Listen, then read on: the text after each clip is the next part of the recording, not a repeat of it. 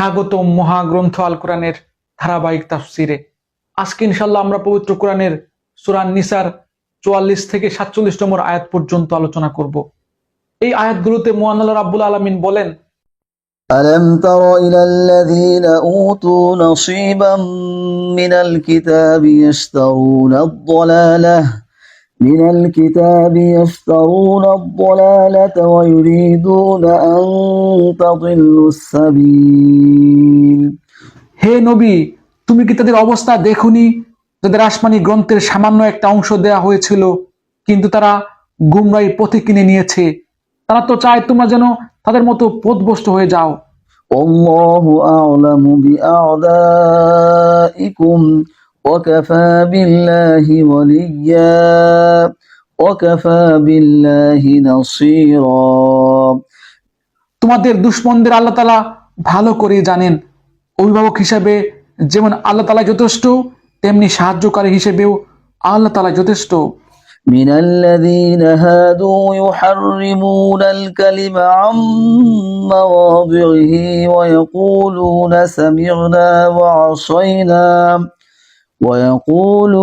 سمعنا وعصينا واسمع غير مسمع وراعنا ليا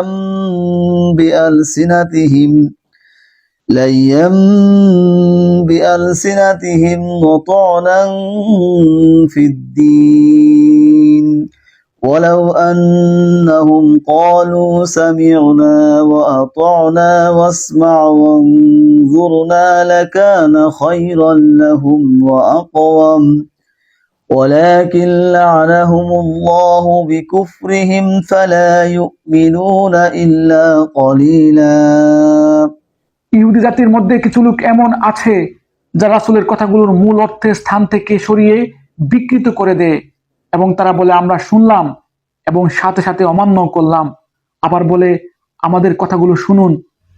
আসলে ইসলামী জীবন বিধানে অপবাদ দানের উদ্দেশ্যে নিজেদের জিহ্বাকে কুঞ্চিত করে এরা বলে, হে নবী আপনি শুনুন, সাথে সাথেই বলে আপনার শ্রবণ শক্তি রহিত হয়ে যাক। অথচ সব কথা না বলে তারা যদি বলতো, হে নবী আমরা আপনার কথা শুনলাম এবং তা মেনে নিলাম, এবং আপনি আমাদের কথা শুনুন, আমাদের প্রতি লক্ষ্য করুন, তাহলে এই বিষয়টা তাদের জন্য কতই না ভালো হতো। এটাই হতো বরং তাদের জন্য সঙ্গত। কিন্তু সত্য অস্বীকার করার কারণে তাদের উপর আল্লাহ তাআলা অভিশাপ দিচ্ছেন, অতঃপর তাদের সামান্য কিছু লোক মাত্র ঈমান এনে থাকে।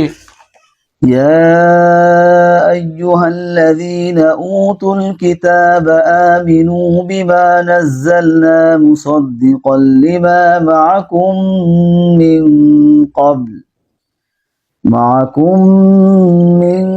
قبل أن نطمس وجوها فنردها على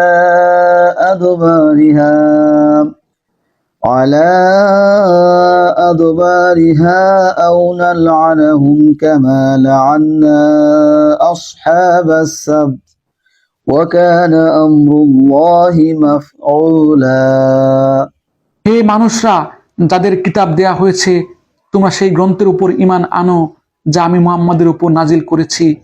এ হচ্ছে এমন সব কিতাব যা তোমাদের কাছে মজুদ পূর্ববর্তী কিতাবের সত্যতা স্বীকার করে। ঈমান আনো সে সময়ের আগে যখন আমি পাপীদের চেহারাসমূহ বিকৃত করে তাকে উল্টো দিক থেকে ঘুরিয়ে দেব, অথবা ইহুদিদের পবিত্র দিন শনিবারের অবমাননাকারীদের প্রতি আমি যেভাবে অভিশাপ নাজিল করেছি, তেমনি কোনো বড় বিপর্যয় আসার আগে ঈমান আনো। আল্লাহ তাআলার হুকুম সে তো অবধারিত। আলহামদুলিল্লাহ, চমৎকার 4টি আয়াত। এই 4টি আয়াত আল্লাহ রাব্বুল আলামিন ইহুদি খ্রিস্টানদের চরিত্র, ইহুদি খ্রিস্টানদের ষড়যন্ত্র সুন্দরভাবে উপস্থাপন করেছেন। এই ইহুদি খ্রিস্টানদের আল্লাহ রাব্বুল আলামিন আসমানি কিতাব দিয়েছিলেন, কিন্তু তারা ঘষা মাজা ও অতি বিশ্লেষণ করে আল্লাহর দিয়ে আসমানি কিতাবগুলো বিকৃত করে ফেলেছে, পরিবর্ধন করে ফেলেছে। এখন আবার চেষ্টা করছে মুসলমানদের উপর নাজিলকৃত আসমানি কিতাব আল কোরআনকে বিকৃত করতে, আল কোরআনের বার্তাবাহক মুহাম্মদ সাল্লাল্লাহু আলাইহি সাল্লামকে কষ্ট দিতে।